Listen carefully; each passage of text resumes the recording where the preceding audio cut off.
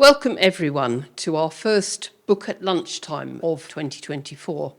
Today we will be discussing Domicide, Architecture, War and the Destruction of Home in Syria. For those of you who are new to Torch Book at Lunchtime, this is one of our longest standing events.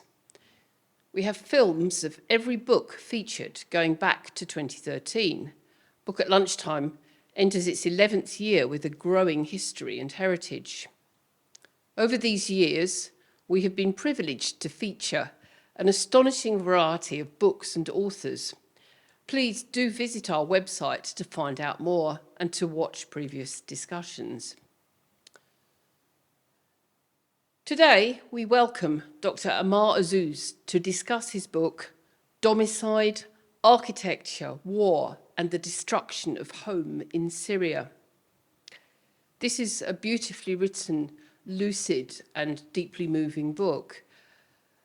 It's garnered some amazing reviews. It's described as a clear-eyed account of the Syrian conflict from a scholar who has lived its harsh realities on the ground. Another reviewer wrote, "A passionate and informed analysis of the deliberate policy pursued by the Assad regime in destroying the built environment of Homs and other Syrian cities." Dr. Azzouz painfully narrates the displacement, dispossession, and compounded grief that Syrians have endured with the loss of home and the social and material fabric that holds it together. Ammar is joined on the panel today by my colleague, Professor Gassia Uzunian, from the music faculty from Lady Margaret Hall, and who is also a Torch stalwart. Gassia brings a particularly specialised view. Since 2013, she has co-directed the research group Recomposing the City, which brings together sound artists, architects and urban planners in developing interdisciplinary approaches to urban sound studies and urban sonic practices. And we are also pleased to have with us today Professor Zofia Stemkowska from the Faculty of Politics and International Relations. So this gathering, I think, characterises Torch's high degree of interdisciplinarity. We're very pleased to have everybody here today and such a large audience. And with that, I will hand over to Gassia, who is our chair of proceedings for the discussion. Thank you.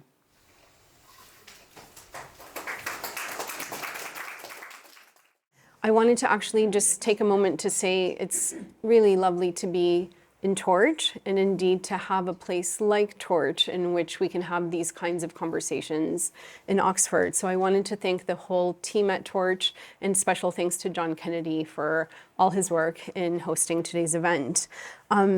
I also wish to thank everyone who's attending. It's so nice to see a packed house, and I know there's so much interest in Ammar's work, which we're all eager to engage with. I want to welcome Professor Zofia Stemkowska for joining today's panel, and our extraordinary new colleague at Oxford, Dr. Ammar Azzouz, who has created this really astounding study and giving us this opportunity to engage with it as well.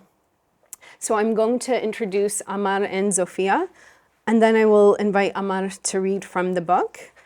Then I will share my thoughts on the book, and then invite Zofia, I should say, to share hers. And then we're going to have a kind of Q&A following that. So that's the structure. Ammar Azzouz is a very special thinker, writer, architect, and architectural critic who recently joined the University of Oxford as a British Academy postdoctoral research fellow based in the School of Geography and Environment, where he's currently working on a project called Slow Violence and the City. Azzouz studied architecture in the city of Homs, Syria, where he was born and raised. Since the start of the Syrian revolution, over half the neighborhoods of Homs have been destroyed. In 2011, he moved to the UK to complete his postgraduate studies and received his PhD from the University of Bath. He has never been able to return to Homs since. Azzouz has earned widespread recognition as a researcher, architect, and writer. His research on inclusive and diverse cities, queering public space, cultural heritage, architecture and war, and reconstruction and forced migration has been featured in such platforms as the New York Times, The Conversation, The New Statesman, Middle East Eye, and in academic journals like City and Urban Studies. So I knew of Ammar's work before I met him, and I found it to be profound, memorable, and very moving. So the first piece I read of yours was in City Journal, and it's titled A Tale of a Syrian City as War, and it was incredibly helpful for me in thinking about cities as sites and as objects of destruction. But the second piece I read of yours was something that is really hard to forget. And it was your op-ed in the New York Times titled, "Go See What Happened to My City, Then You'll Know How I Am." And in this piece, Ammar writes, "I found refuge in Britain, and since 2017, I have lived in an enormous, diverse, wonderful London. I have just become a British citizen, but my heart aches for Homs.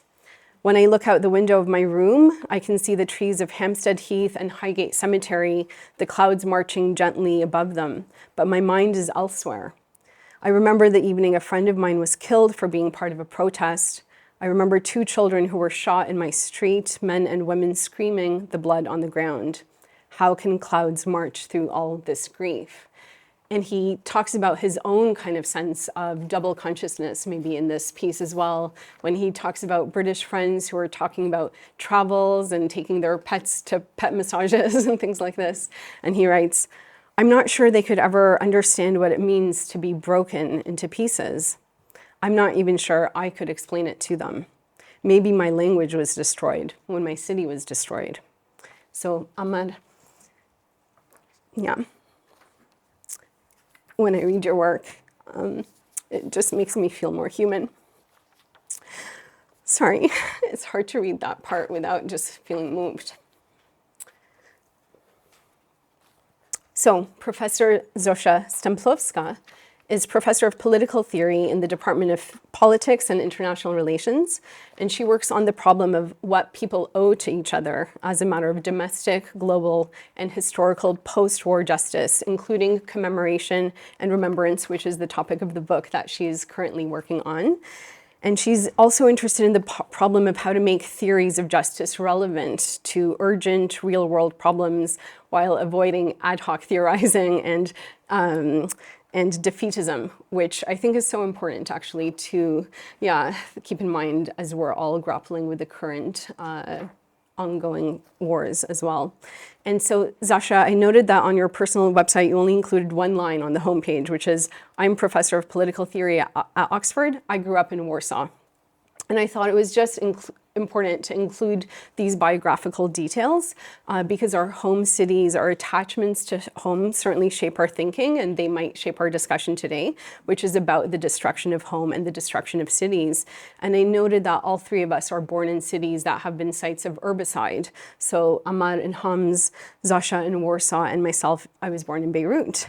And this connection to the destroyed city also shapes my own work. And I'm working on a book called The Trembling City, which talks about things like sound and spatial violence in the Warsaw Ghetto during the Second World War, but also sonic violence in Gaza in the 2014 war, and the sonic kind of dimensions of gentrification and unhoming in London. So that's all I will say about myself. But just to say there are these, really nice kind of resonances and I think dialogues between all 3 of our work. And I finally will just say that I think it's especially important for us to have this conversation on domicide and herbicide today, as we're witnessing this kind of unprecedented level of herbicide in Gaza. And so we might also reflect on that as part of our conversation. And this is perhaps the most pressing, as it's perhaps one of the most pressing issues of our time. So Ammar, I will invite you now to read from Domicide. Okay, amazing. Thank you so much, everyone, for coming, for making the time, and thank you for this incredible introduction, Gassia. It's one of the most emotional introductions I've ever had, and really touching to hear your reflections and thoughts. Before I start reading from my book, I just want to say a few thanks for Torch for hosting us in this wonderful and incredible platform. Before joining Oxford, I always kept an eye on what's happening, and it's just a super delight to be here today. I also want to thank my college, Somerville, for having me as a fellow, with my principal, Jean Royal, who really made the time to join us today, for the great work you're doing for supporting displaced communities and refugees in the sanctuary program. And I also want to thank my mentor and inspiration, Professor Heather Viles and Dr. Alex Vadosevan from the School of Geography, who really fostered me and nourished me in my academic journey. I'll be doing around 4 tiny readings from my book, and maybe then we open it for the continuing of the event. The first paragraph is by journalist Lise Duzait, who is the BBC Chief International Correspondent, who wrote my foreword of the book in July 2022. And when I first invited her to write the book, she was covering the invasion of Russia in Ukraine. So I start the quote now. Wars of our time, sometimes fought in our name, are not in the trenches. They are fought street to street, house to house, one home after another. Why does a hospital, a kindergarten, always seem to be hit in every outbreak of hostilities? After nearly 4 decades of reporting on conflict, I now often say civilians are not close to the front lines. They are the front line. In Syria and Ukraine and wars before them and beyond, this kind of destruction has often been called collateral damage, or civilians caught in the crossfire between brackets. The kind of language which can synthesize, even be used to excuse potential war crimes. As Azzouz so powerfully explores in this book, this is Domicide, the deliberate destruction of home, causing suffering to its people. To use even more brutal language, it is the murder of homes and the way of life. This was the first quote by Lise Duzait.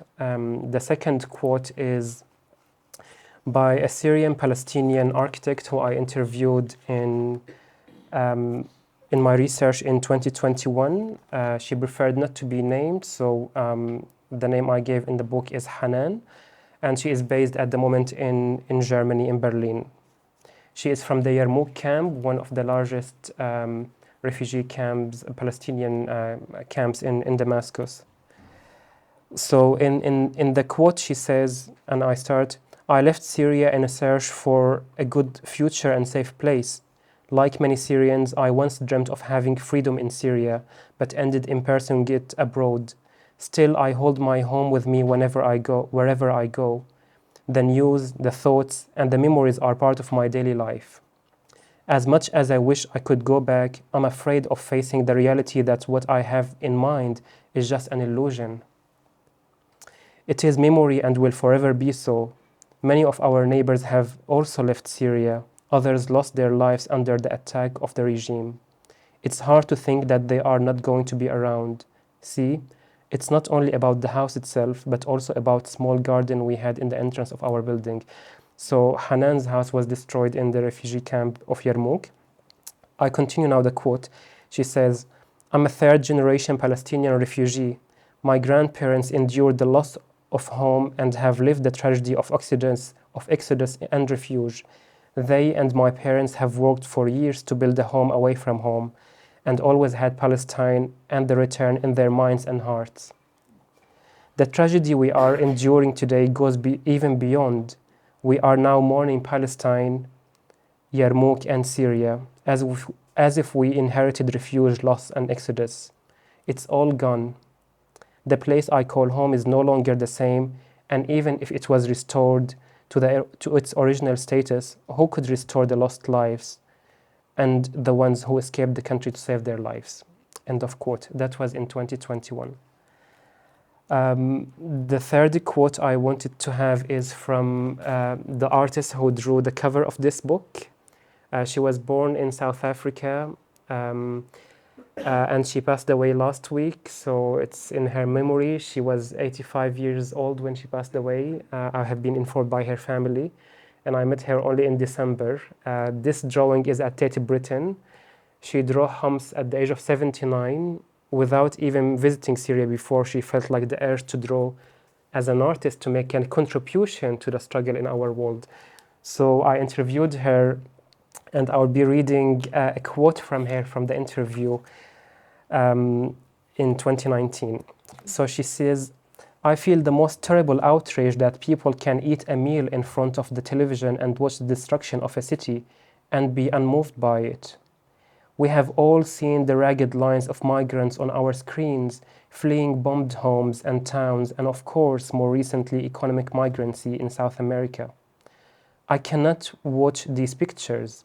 I cannot watch the destruction of environments anywhere without having some attempt to understand what it means to people to lose their livelihoods, to lose their families, their identities."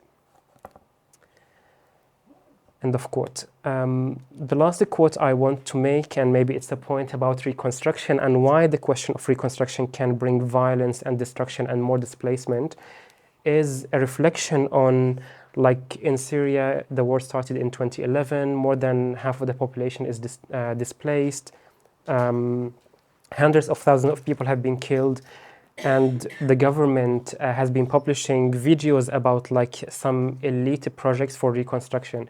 So I'll be reading a quote here from like one of these like animation films that they were announcing in 2019 on what reconstruction would look like in Damascus, and that's my reflection here.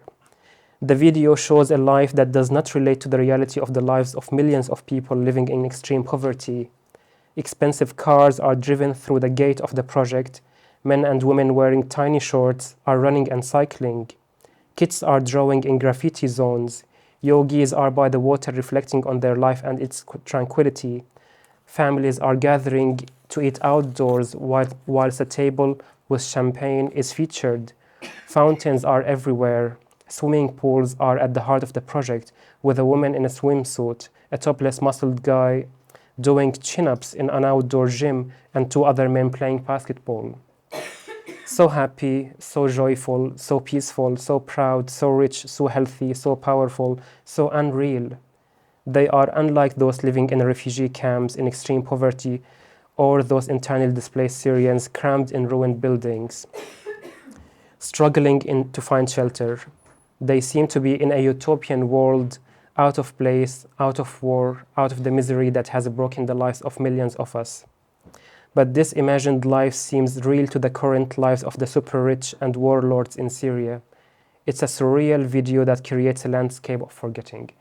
I think I would end up here. I just wanted to give different flavors from the book about what it means to lose home, about displacement, about responses by artists, but also about the struggle for reconstruction, for whom, for the everyday people, or for the rich and the elites. And maybe I would hand it to you.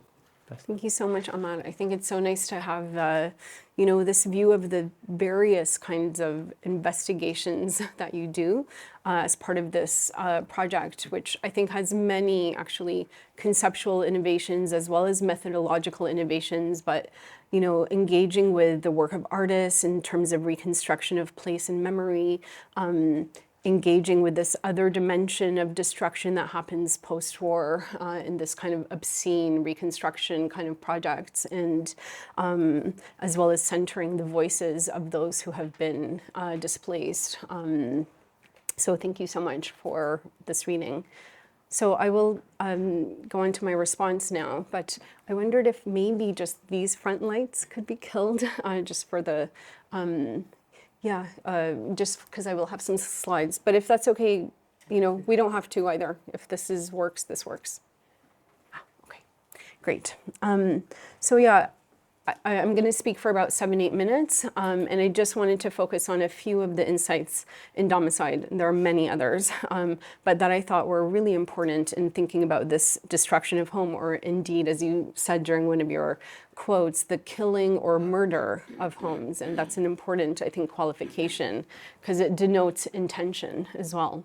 So if I think about Domicide, maybe in our popular kind of imagination of Domicide, we think of this moment of destruction, the kind of explosion of the residential building.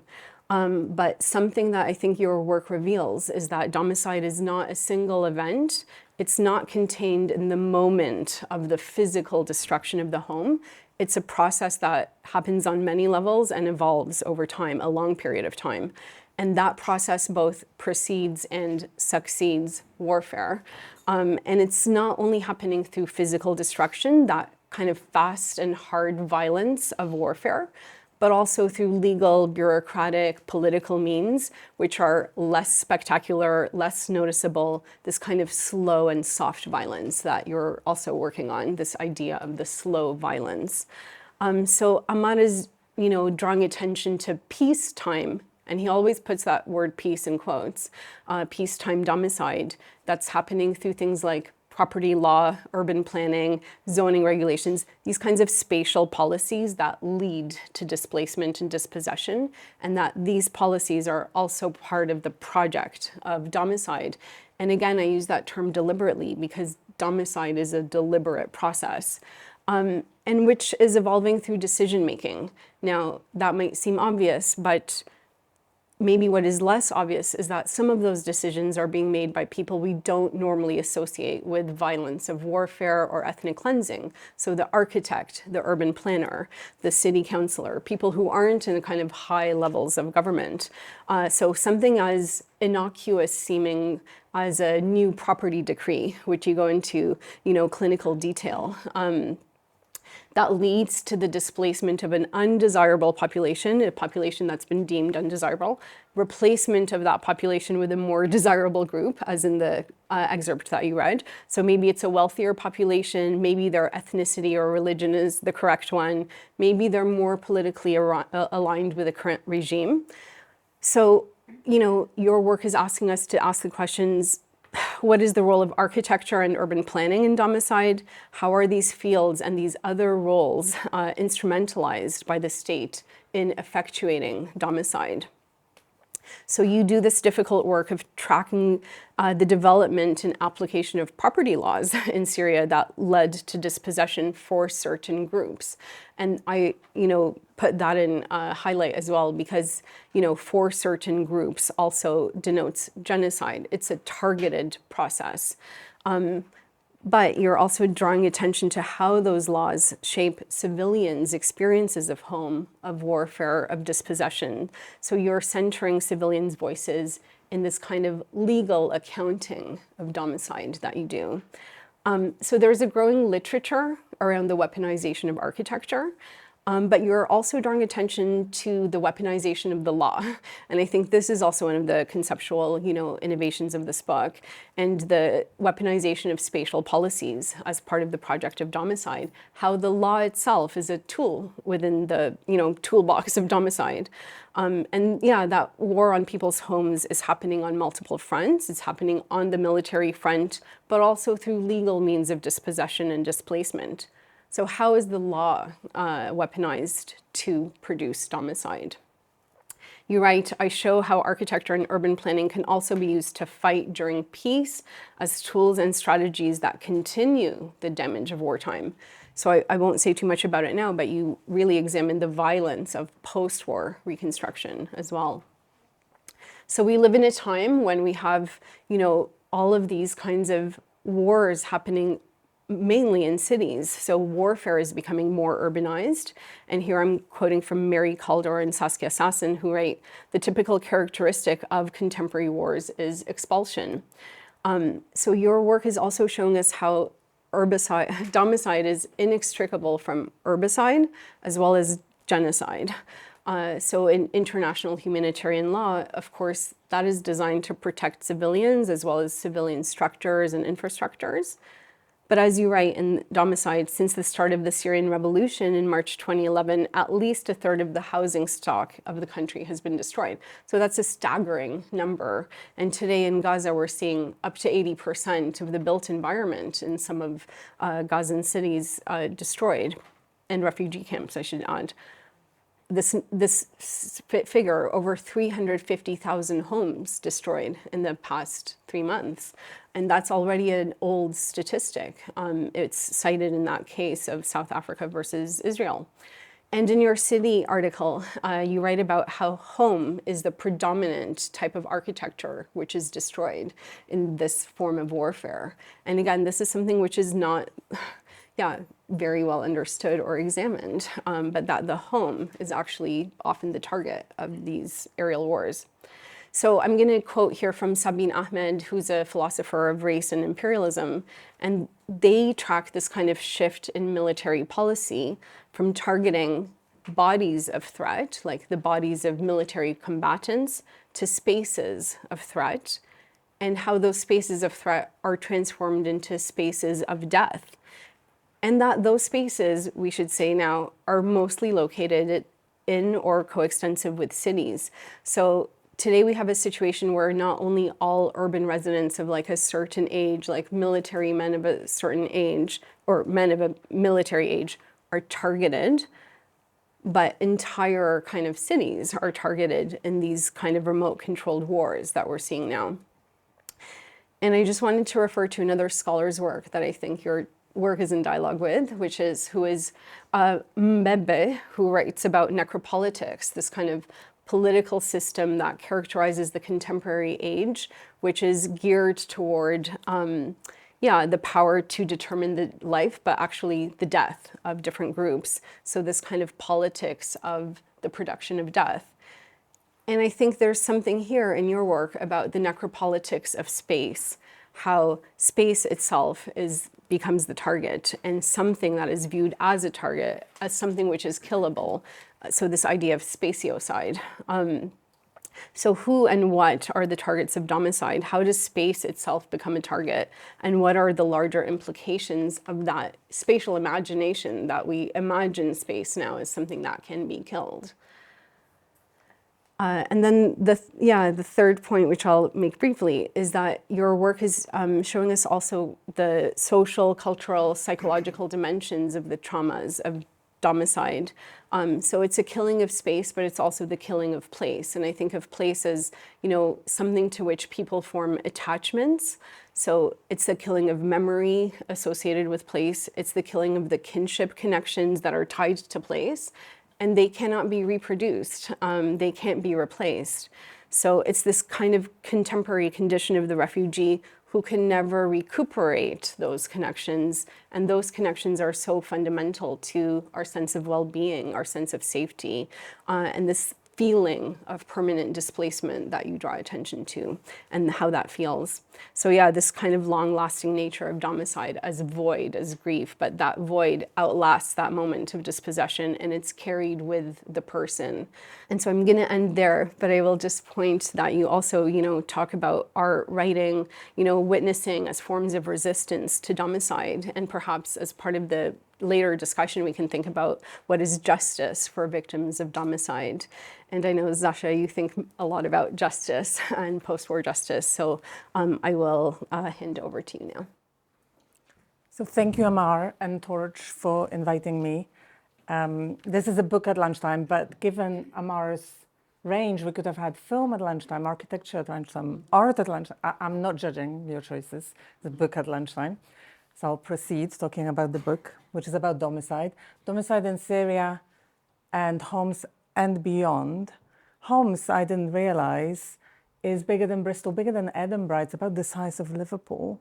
And the destruction of that city resonates through those writings in a moving way, as been discussed. And I learned from the book that the term domicide was coined by Porteous and Smith in 2019 to describe the planned, deliberate destruction of home causing suffering to the dwellers.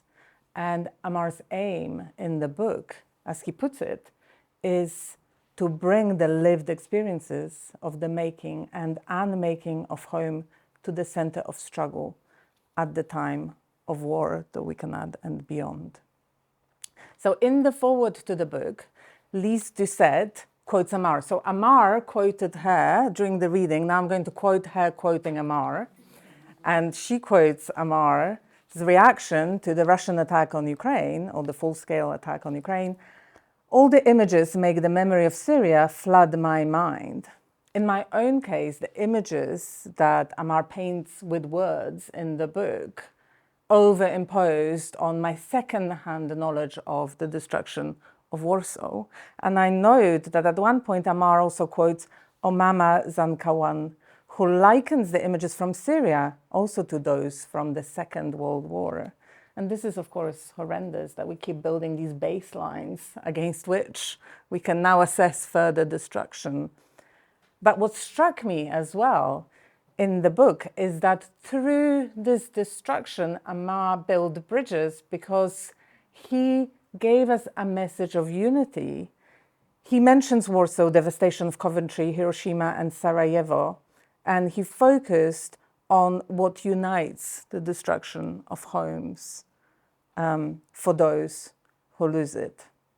So I would really like to praise the book, but as an analytical political philosopher, I've not been trained to do that. So I'll focus on a couple of things. The first one might start sounding like a criticism before I save it, and then the second one will definitely not even start sounding like that. So the first one on Domicide, thanks to the panel today, we already heard that Ammar's insight is that Domicide of communities and homes in Syria started before 2011 and continues in time of, let's say, occupation, when we might otherwise have happy news stories. There is rebuilding, and Ammar is saying, well, there is continued destruction of communities that is brought through the type of rebuilding that takes place. And Ammar criticizes these changes. So we might ask, but shouldn't we expect cities to change? Shouldn't we expect cities to embrace modernity? And also, we'll know from other discussers that people who are, say, against immigration and refugees often invoke the idea of the destruction of home and their communities that allegedly arises through migration.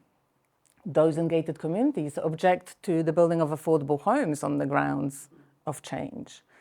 But I think Ammar gives us an answer in the book that can explain to us why and how to distinguish between these cases. So I think he actually reserves the term domicide to the destruction of homes that causes suffering, and those who suffer cannot be asked to bear the pain that they feel, and are, in cases of domicide, disrespected as the agents of change. And in fact, he offers us a quote from David Harvey, who says, "The right to the city is a right to change ourselves by changing the city." So what I think is striking about this claim is that it accepts and even welcomes change, and therefore loss. But it calls for this change and loss to be negotiated by those whose communities and city it is. And so I think Ammar does identify the range of domicide that we encounter through these various violations of agencies and communities. And that brings me to my second and final point, and that's about how we should attend to all this domicide. So running through the book, or even propelling the book, is the question of how to pay attention to this loss. Over 13.5 million Syrians are displaced from their homes. Over 6.8 million had to leave and go abroad. Now, Ammar points out that the response abroad has often been to focus on the destroyed cultural heritage, the celebrity hotspots, but not the destroyed everyday spaces and lives away from these hotspots. And so he writes, "Syrians have become the news in a fast-moving world where viewers will watch us struggle and then continue doing what they're doing. I told her," the artist, Dana Petherbridge, "what it feels like to be forgotten, how our struggle is being erased." So Ammar wants Syrians to be more than statistics. And drawing on Svetlana Boym, he references the fate of refugees who have to live with, one, sense of injury, second, homelessness and lack of communities in the places where they have to move to, third, divided lives where they lead the life in the places they've arrived, but also continue living the lives they had to leave behind. In the book, we also find other losses. For example, how people have to cope with destruction of value, not just what was of value to them, but the value that the communities and the homes had in the world destroyed, and that value now only preserved in the memories of the people, some of them quoted in the book. But describing the loss of home to an audience that is not ready to hear it is tricky. So as a child, I would often hear the stories from my father of how his family and him as a baby would need to move during the Second World War, initially from near Lvov or Lviv, and then to other places, finally ending up at the other side of the country. And what I would hear were stories of adventure. My father's father, my grandfather's promise made during the war, the Second World War, that one day he would make a pot of potato soup just to kick it, sounded like a fabulous revelation of personality that was hidden from view. I've never seen him kick any food items in my presence. And even the worst fate of my family members described to me when I was a child sounded like a story from a distant world. So when Ammar carefully points out what it means to lose home and become a refugee, or stay in places that are occupied, he has to reckon with the fact that even those who are listening may simply, like children, lack imagination. But interestingly, for me at least, Ammar does not seem to criticize audiences for this. And when I thought about this generosity, I think it is generous not to criticize us for this. I recalled what Isaac Singer, the Nobel Prize-winning author, wrote about the destruction of Jewish life in Poland, in Warsaw as well, by the Germans. And so he wrote, "When people are struck by very powerful blows, they are in no condition to immediately take stock of what's happened to them, to comprehend the scope of the tragedy. We've been struck through such powerful blows that we've become partially numb to them. Our imagination comes to a standstill. It's like someone saying that a star is a billion light years away from us. We know that it's far, extremely far, but conceiving of such a distance is beyond our powers." And he continues, "The writer of these lines is a Warsaw native. He knows that there are no Jews left in Warsaw, but he can't properly conceive of the fact." So failures of imagination from those who at least try to attend to the suffering and loss are to be expected. What matters is that people try to attend. Stanley Cohen wrote about the state of denial when we come up with various justifications for not attending to the wrongs in the world. And I take it Ammar is objecting to the state of denial where we do not even try to imagine what it means to lose home. It seems that what the world is ready to grant in cases of domicide, such as in Syria, and of course elsewhere, is first a fair bit of very slanted attention, followed by much less attention, and then practically none at all. But Ammar is not trying to get us to attend to homes by minimizing the destruction elsewhere, as is a familiar strategy.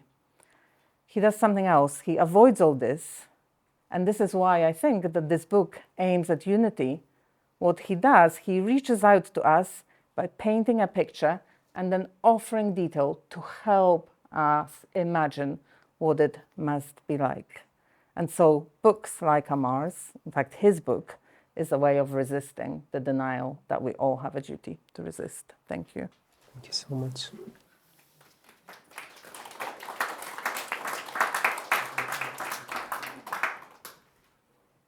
Okay, thank you so much. So we have about 20 minutes now for an open discussion. I think we're going to do open discussion versus a panel discussion because I know that, we know that many of you also would like to, participate in this, and we would also love to be in dialogue with you. But Zosia, just wanted to say also, thank you for drawing attention to that aspect of, the book itself as a kind of form of resistance and against the denial, which is characterizing so much of the discourse that we encounter around the destruction of home. So I think it's a really important point also to think about.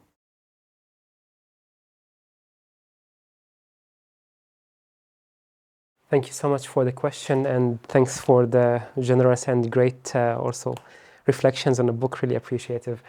I think one of the points that Zosha was looking at is that how the world usualizes in somehow the destruction of cities, and how, for instance, the pain of a community or a country or a city turns from the news headlines into a forgotten war or a footnote in history.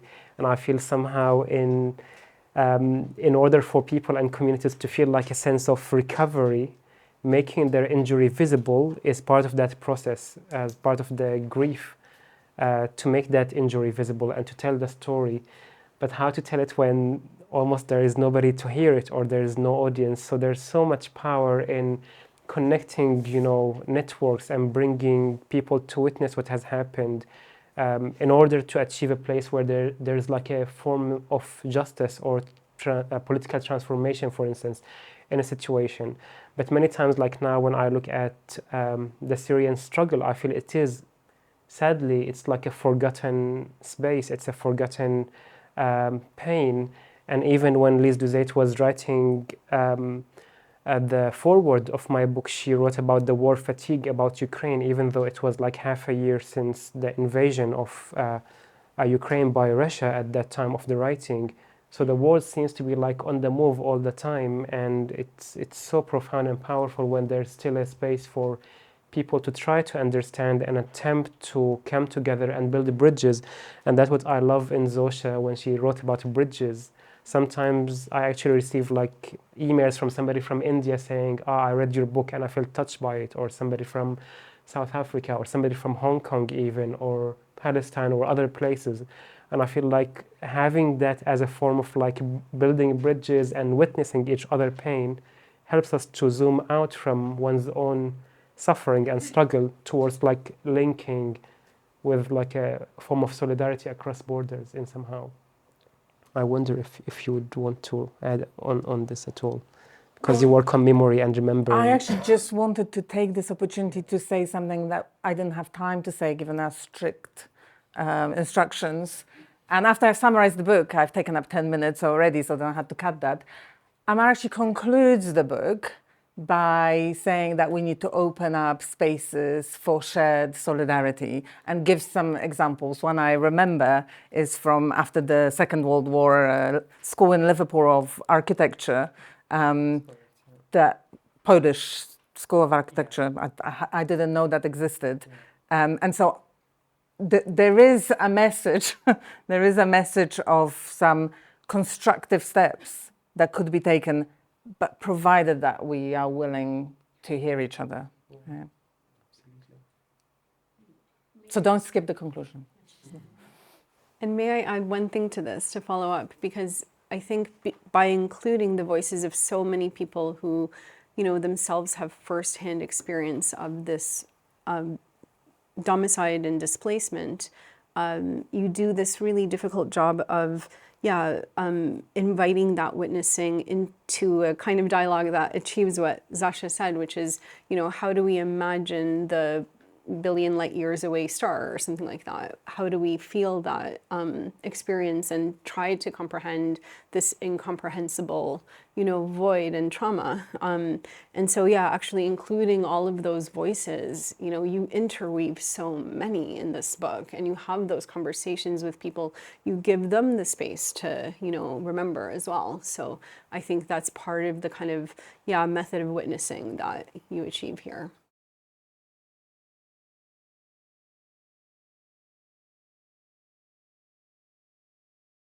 Thank you so much for the great question. I think in many wars, we become like very much almost like used to watch like the destruction every day, and I feel like in somehow they go marginalize these destructions, and people's homes are just simply seen as like part of that conflict.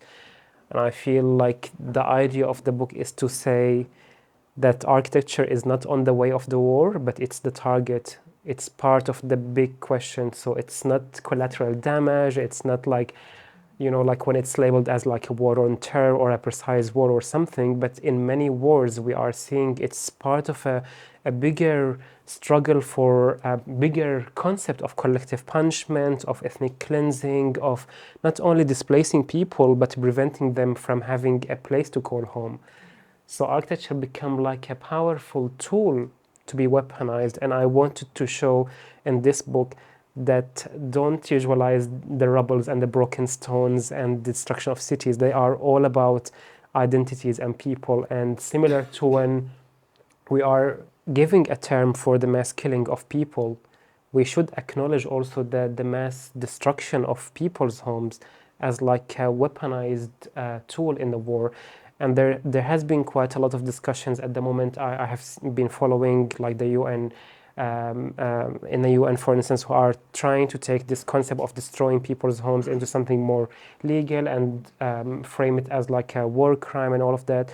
But you can see like it's really like all interlinked.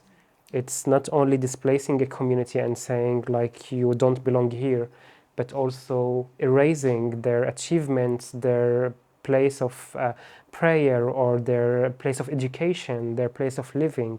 It's part of like a bigger picture, and I wanted in this book to make a statement that we really have to pay an attention, because even now, if Gaza would disappear from the news, what would happen to all these destroyed places? What's the afterlife of that destruction? Who is going to rebuild it? What would these people who have been displaced do with the reconstruction question? So it's really like part of a big conversation. So thank you so much for the question. And may I follow up as well on this? Because I think this is such an incisive question, because you know, what happens when we have a better legal understanding as well, and legal kind of methods of dealing with, and the law itself is so complicated in terms of how it is used as well, but yeah, of domicide as a process. Because, you know, if you read, for example, the UN Convention on the, you know, Human Rights, they talk about property, but they don't talk about home. So we have rights to property, but what actually is destroyed in the destruction of the home, and how can that be something which is protected?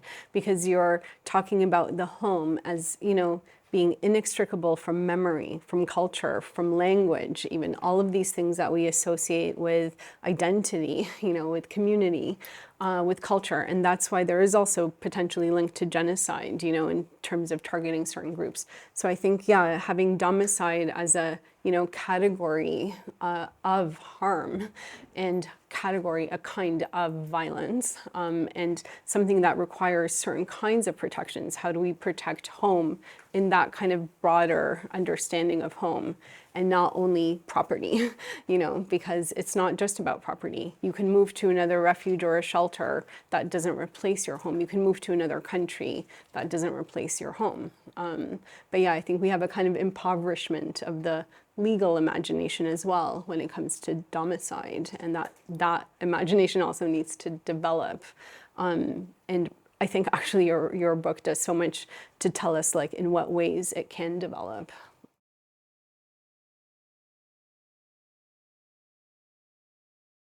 I think I mentioned it very briefly, but I didn't like engage with the conversation as much as I would have wished to, let's say.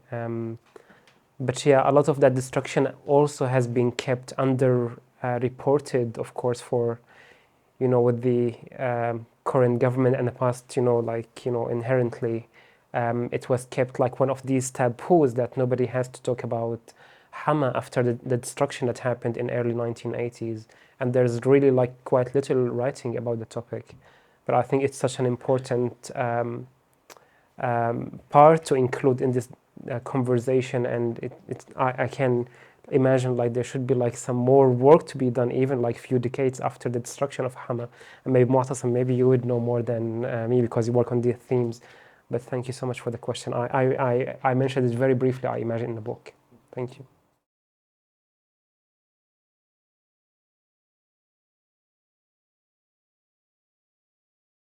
Thank you so much.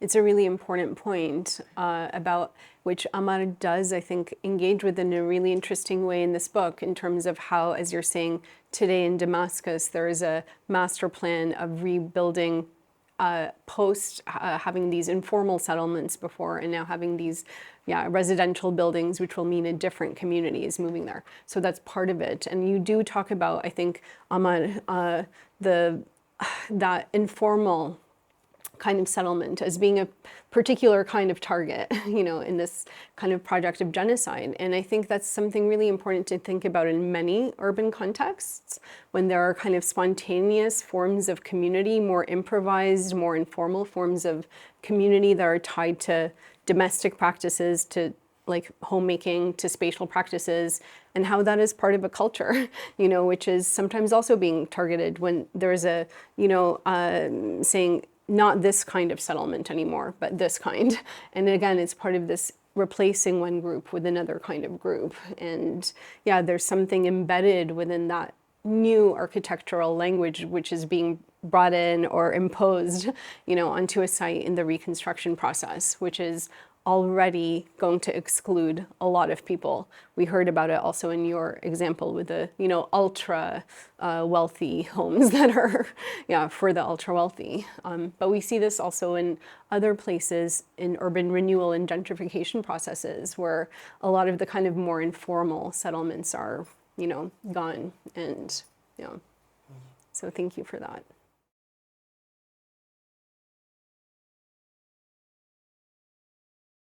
Thank you so much for the great question, and I think the short answer is yes.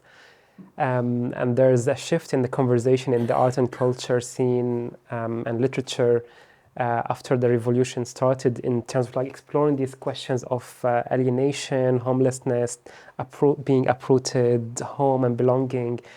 And it could range from like a poetry to like a movie being made, or a writing, or a song even, or a, you know, directing of a film. And this is actually part of the hope that I want to spend in the next few years, is to explore what our people are doing in exile to remember their home and maybe to make a new home, because we're more than 6.5 million Syrians who are living everywhere in the world. So I want to look at these projects that emerge to remember, to make new landscapes of belonging, and to make a new sense of home. I wonder if you wanted to add more on. I do want to add. Yeah. Sounds like a promise of volume 2. So that's what I wanted to get you to pin down. Thank you. Yeah. So thanks a lot for the question. Yeah. Thank you. And Ammar, that's part of your current project, is that correct? Yes. And this is part of a bigger study with slow violence in the city as well. Is that? Yeah. Well, may I just thank Ammar once again and our panel and Torch, and just this extraordinary work, and thank you for bringing us together today. Thank you so much for you.